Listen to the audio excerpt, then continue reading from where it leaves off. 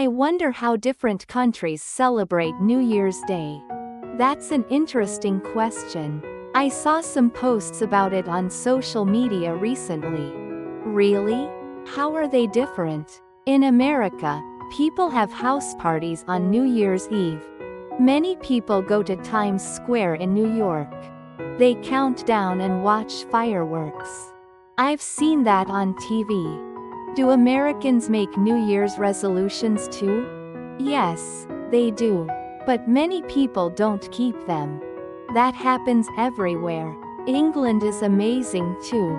They have fireworks by the River Thames. Big Ben is the main spot. People sing a song called Auld Lang Syne. That's so London. Oh, do you know about the fun tradition in Spain? People must eat 12 grapes when the bell rings 12 times. That sounds hard. But Italy is even more interesting. They wear red underwear for good luck. Really? I want to try that. They eat lentils too, right? Yes, it brings money luck. Switzerland has a strange custom too. People dress up as spirits and visit houses. It's called Silvesterklaus. That sounds scary. What about Denmark? Denmark is surprising. People put broken dishes outside homes. The next morning, more dishes mean more friends. The cleanup must be hard. But it's interesting. Russia has a tree festival for children. Father Frost and the Snow Maiden give presents. That's cute. Like Santa in Japan. In Argentina, families have barbecues. They burn a doll called Año Viejo. It means letting go of the past. What about Brazil? Brazilian people wear white clothes. It means peace and purity. They have big parties on the beach. Sounds fun. How about Asian countries? China and Korea are interesting. They use a lunar calendar. What does that mean? It's based on the moon. So New Year's Day is different each year. China has lion dances and special food, right? Yes. It's called Spring Festival. They give money in red bags. In Korea, people eat rice cake soup and visit ancestors' graves.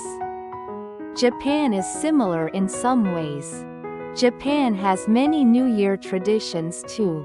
Yes. We have special food, shrine visits, and New Year's cards. My family goes home and eats traditional food together. We listen to temple bells on New Year's Eve. They ring 108 times. Did you know soup with rice cakes is different in each area? Really? Yes. We use round rice cakes, but Kansai uses square ones. Each area has different ingredients. That's interesting. We also put pine decorations at doors and rice cake decorations inside. The preparation is hard work. Children look forward to getting New Year's money. What about Thailand? Thailand is interesting. They have a water festival called Songkran in April. April? Why? It's Thailand's traditional New Year. It's based on their sun calendar. It's the hottest time, so water helps people cool down. That makes sense for a hot country. How about the Philippines? In the Philippines, round things are important.